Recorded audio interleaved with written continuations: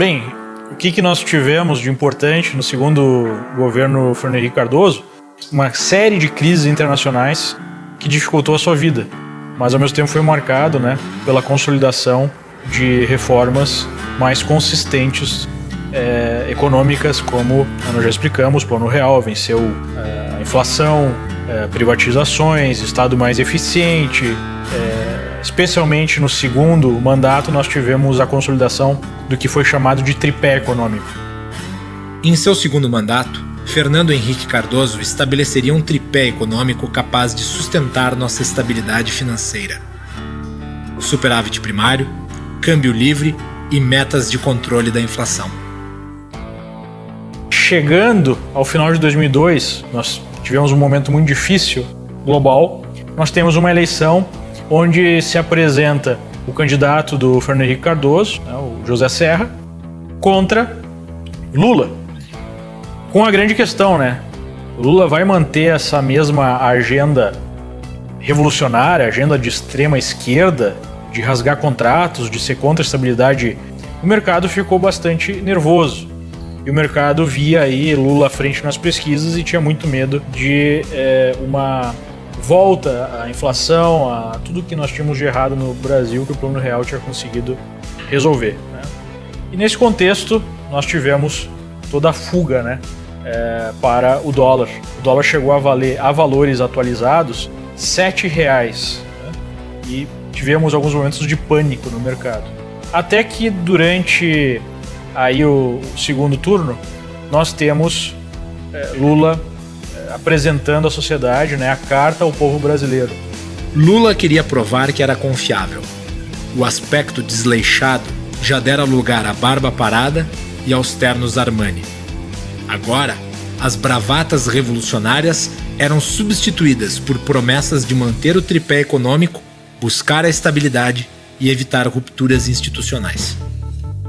Tivemos então, no segundo turno, Lula ganhando com 62% dos votos, praticamente a imprensa em peso apoiando, né, a sua candidatura e a chegada ao poder do menino pobre que veio do Nordeste, metalúrgico, né, obviamente uma imagem muito artificial, exagerada, construída.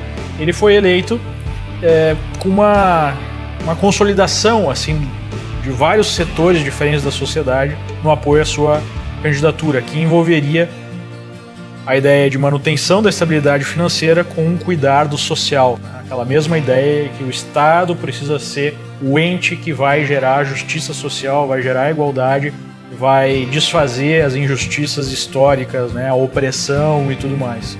Mas não de uma forma revolucionária, e sim de uma forma mais democrática, vamos colocar assim. E nos primeiros momentos Lula confirma, né, digamos assim, ele mantém a sua palavra, que tinha sido empenhada na campanha, que iria manter a mesma política econômica do Fernando Henrique Cardoso, coloca na presidência do Banco Central Henrique Meirelles, coloca na Fazenda Antônio Palocci, que era dentro, né, da estrutura do PT, naquele momento um sujeito bem mais moderado, e de fato mantém as mesmas políticas, mantém o tripé de metas de inflação, de superávites consecutivos fiscais e de um câmbio flutuante. Enquanto o PT inicia sua era, o mundo se recupera do ciclo de crise do começo dos anos 2000 e entra num ritmo de grande crescimento, puxado pela China, cada vez mais aberta ao capitalismo global. Uma das maiores expansões da história seria muito favorável ao Brasil, pois o mundo demandava a nossa produção de commodities.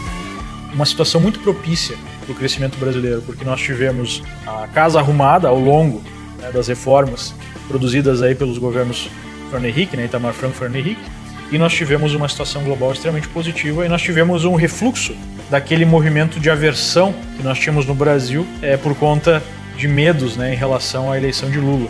Então nós tivemos um boom de crescimento.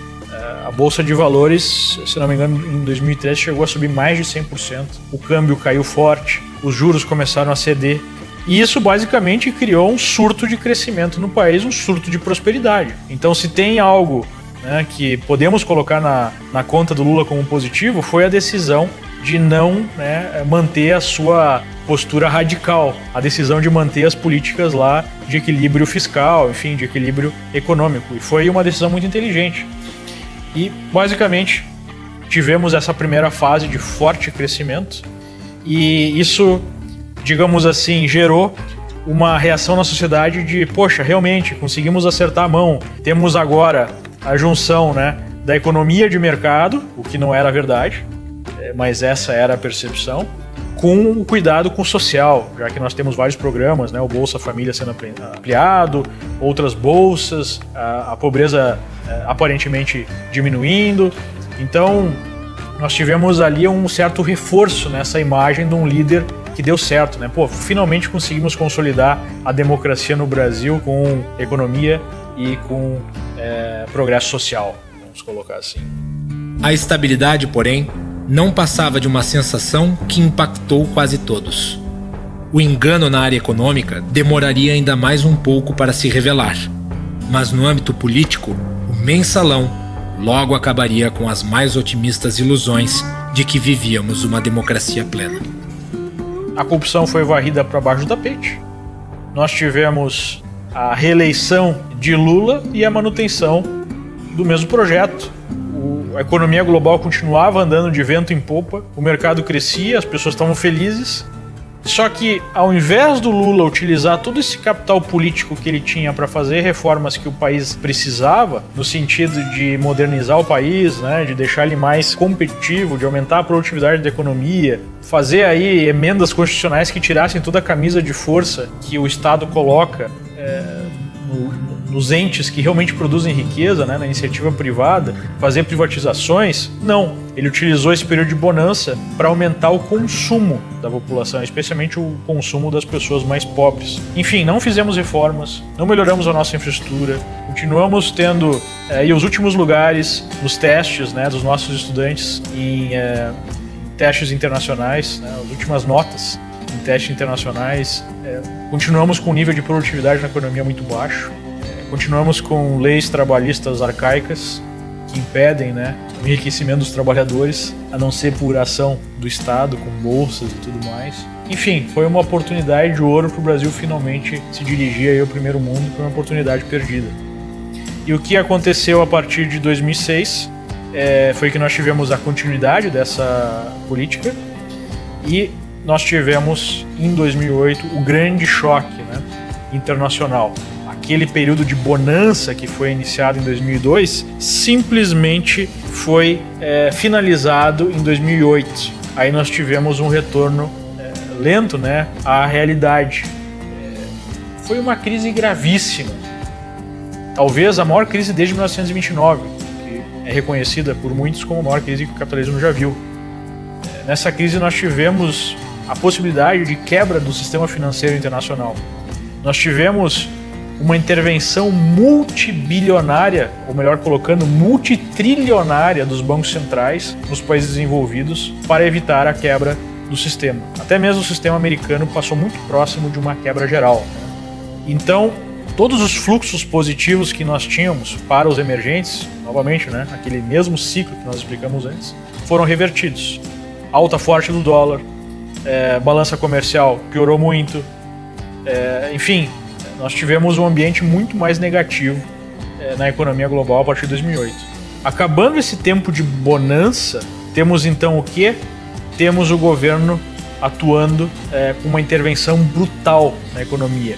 Lembramos aí do Lula falando que no Brasil nós teríamos apenas uma marolinha, que não seria toda a crise, que nós teríamos, diferentemente do Ocidente mais avançado, né, dos países desenvolvidos, nós não teríamos uma grande crise no Brasil, porque no Brasil nós teríamos o Estado, né, protetor, com capacidade de intervir e evitar o pior. Lê do engano. A intervenção do Estado através do aumento de crédito estatal, que evitaria a recessão natural dentro do processo de expansão e correção na economia, causou uma bola de neve. A política de expansão monetária foi tão forte que em 2010 o Brasil teve o maior aumento de PIB em décadas, chegando a 7,5% de alta. Esse cenário de normalidade das contas públicas foi falsamente criado com um objetivo: as eleições de 2010. Para continuar as políticas socialistas e o reino do Foro de São Paulo na América Latina, o PT precisava eleger mais um presidente no Brasil. Nessa época, boa parte dos integrantes da cúpula do PT estavam envolvidos no escândalo do Mensalão, acabando por serem presos nos anos seguintes. Não sobraram muitas lideranças para se candidatarem nas eleições que se aproximavam.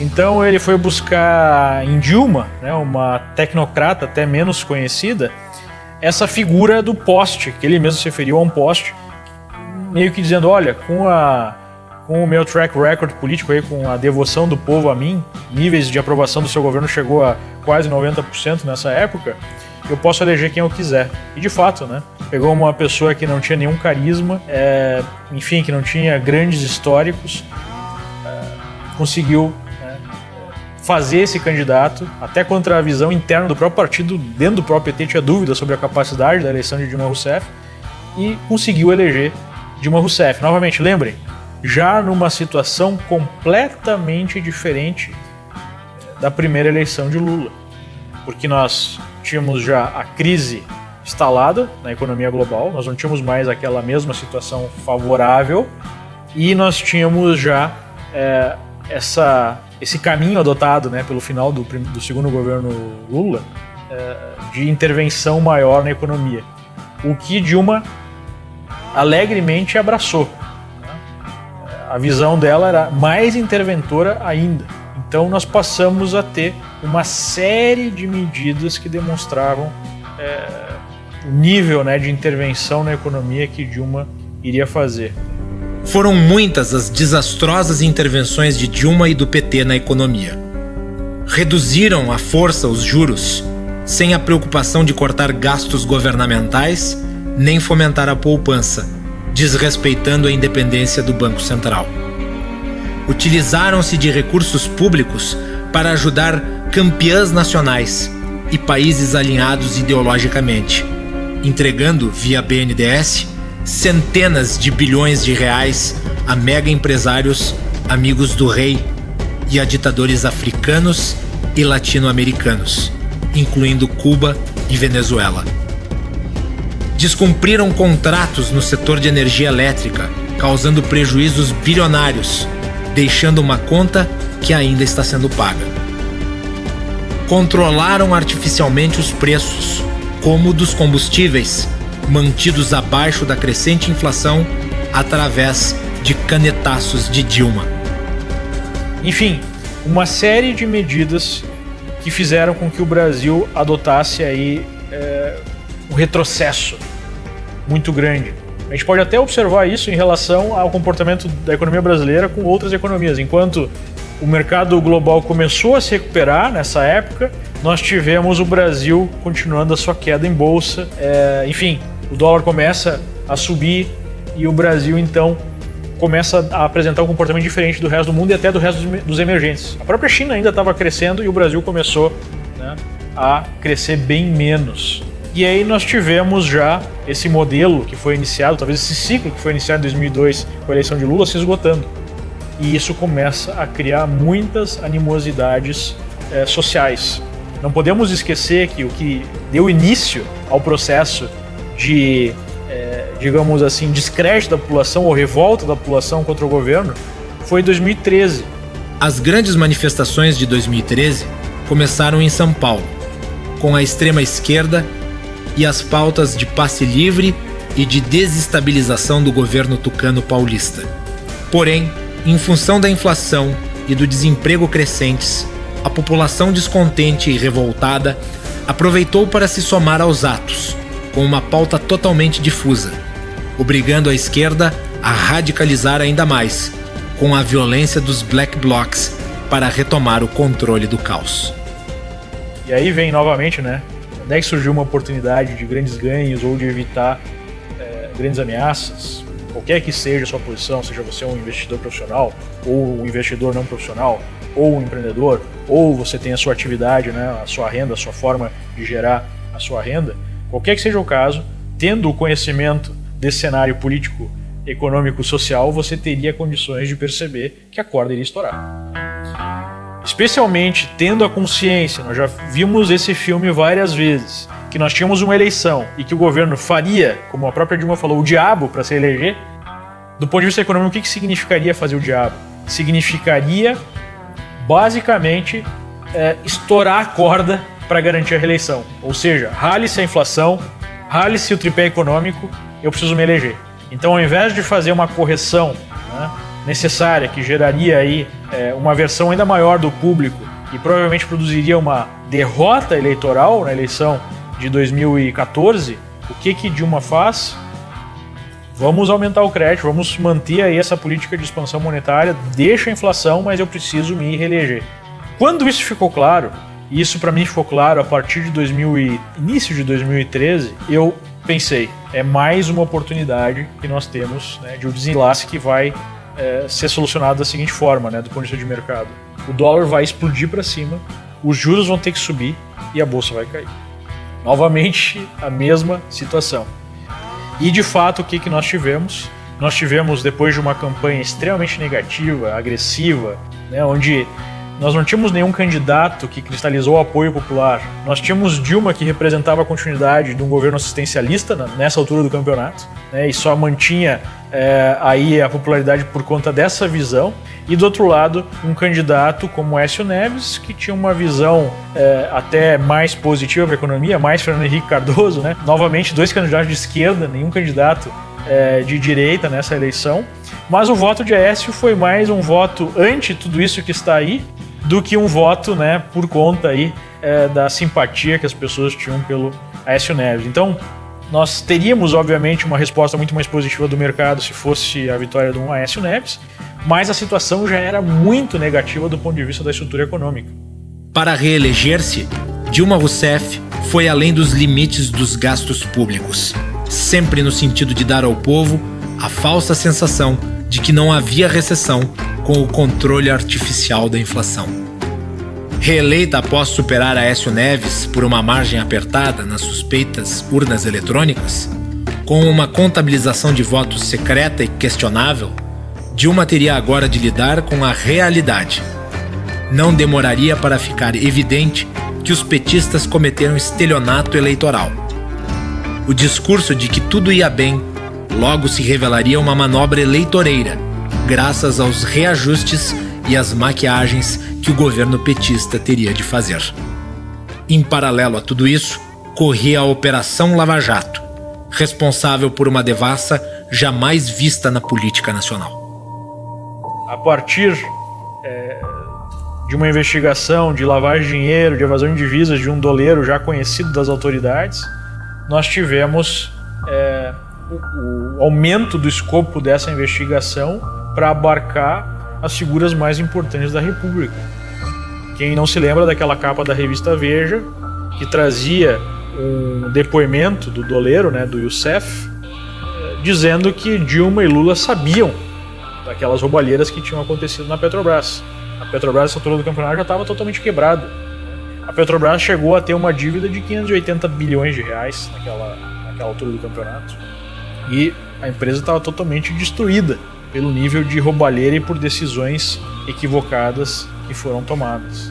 E nós tivemos ali as condições dadas para a evolução da Lava Jato, que foi tocada por uma equipe de primeira linha, por um juiz extremamente corajoso, preparado, né?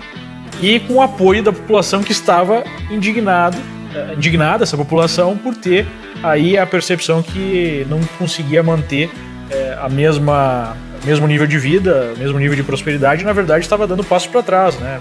Desemprego aumentando, empresas fechando, tudo isso aconteceu de maneira sincronizada para gerar níveis gigantescos de indignação e revolta que explodiram nos protestos de 2015 e 2016, que foram produzir o impeachment da presidente Dilma em 2016. Essas condições são difíceis de acontecer. Basicamente, tudo aquilo que a gente imaginava que eu tinha feito a aposta aconteceu. O dólar explodiu para cima, a bolsa caiu forte, juros explodiram para cima e nós tivemos um desarranjo social, um desarranjo econômico, um desarranjo político. Antes que terminasse o primeiro ano de seu novo mandato, Dilma já tinha um pedido de impeachment contra si acolhido pelo Congresso. Com base no descumprimento da lei de responsabilidade e nas pedaladas fiscais praticadas pelo governo, 367 deputados votaram pelo impeachment em 17 de abril de 2016. Apenas 137 se mantiveram fiéis ao PT. Afastada do cargo, Dilma foi exonerada definitivamente em 31 de agosto do mesmo ano, após votação final no Senado. Porém, em manobra típica do establishment político, a petista não perdeu seus direitos políticos, ao contrário do que deveria acontecer com o impeachment. Além disso, o trabalhador brasileiro seguiria bancando as benesses de ex-presidente para Dilma, com a possibilidade de contar com 2 assessores, 4 seguranças, 2 motoristas e 2 carros. Essa grande cicatriz da administração pública deixa ao menos uma lição: quanto maior a concentração de poder, maiores serão as possibilidades de corrupção. Após então o impeachment, nós temos Temer chegando ao poder, numa situação de país perto do precipício. Um grande questionamento por conta do Temer fazer parte da chapa que foi eleita com dinheiro de corrupção, com dinheiro de propina, né, com claramente aí dinheiro desviado das construtoras, em que elas até assumem isso em delações premiadas, né, em acertos com a justiça. Então, uma situação de gravíssima crise econômica, onde nós voltamos aí vários anos, voltamos a patamares de renda e outras métricas de 2011. Então, retrocedemos em questões de 2, 3 anos, 6 ou 7 anos. Desemprego galopante, empresas fechando, consumo diminuindo, criminalidade explodiu, um governo sem legitimidade, questionado pelos 2 espectros, né, os 2 lados do espectro político, se é que há um espectro aí organizado, né, de direita no Brasil, é mais um povo conservador do que uma organização política de direita. Mas enfim, a esquerda, né, tratando o governo Temer como um governo golpista, né, alguém que deu um golpe na presidente eleita pelo povo, sendo que o impeachment foi apoiado por ampla margem na população brasileira. Michel Temer, vice de Dilma, assume em 2016 em meio a uma crise de legitimidade. O novo presidente era integrante de um esquema que assaltou o Brasil por mais de uma década. E o novo governo teria de lidar com a instabilidade política, recessão econômica, desemprego, preços altos, déficits recorrentes. E por incrível que pareça, nessa situação toda, se nós tirarmos todas as nossas visões aí apaixonadas, né, e politicamente ou ideologicamente dificultando a análise do processo, nós vamos ver que o governo Temer conseguiu alcançar alguns resultados até surpreendentes. Colocou uma equipe econômica muito respeitável, fez cortes na carne, conseguiu aprovar reformas importantes como a PEC do teto dos gastos, né, que impede que os governos aumentem as suas despesas acima da inflação. Conseguiu aprovar a reforma trabalhista, foi uma verdadeira, né, revolução, apesar dessa reforma estar recebendo bastante crítica e até um certo boicote de juízes, o que é uma coisa absurda, né? Mas o fato é que nós tivemos o país olhando para o precipício e conseguindo dar alguns passos para trás e se ajeitando e retomando já algum crescimento, o que não deixa de ser algo bastante positivo. E o governo Temer chegou até bem próximo de fazer uma reforma que não seria uma reforma para resolver o problema da Previdência, porque nós teríamos que mudar o modelo de Previdência, que é uma coisa muito mais complicada de fazer, mas seria aí uma boa solução, pelo menos para a próxima década, para aliviar a pressão nas contas públicas. E isso não conseguiu se alcançar, mas se alcançou uma série de reformas que, bem ou mal, né, conseguiram deixar o país pouco distante do precipício que ele se aproximou tanto durante aí os últimos meses do governo Dilma, né? Nós não podemos esquecer de comentar, além dos riscos econômicos que nós ainda passamos por conta de ter aí um orçamento disfuncional, né? Uma área fiscal disfuncional, os riscos políticos que nós passamos no sentido até de aventar golpes de Estado pela própria Dilma, né? O próprio general Vilas Boas falou que chegou até ele emissários que questionaram a questão de eventualmente decretar um estado de emergência no Brasil para evitar o impeachment. E nós sabemos como existe um DNA totalitário, né, nessa esquerda petista, até pelo apoio irrestrito à ditadura que nós temos instalada na Venezuela. Então também se evitou ali, digamos assim, uma movimentação a favor de um governo totalitário que seria horrível, né? Seria pior do que qualquer questão econômica, a questão de perda de liberdade política e perda da democracia no país, né? E da pior maneira possível, a ditadura chavista, né?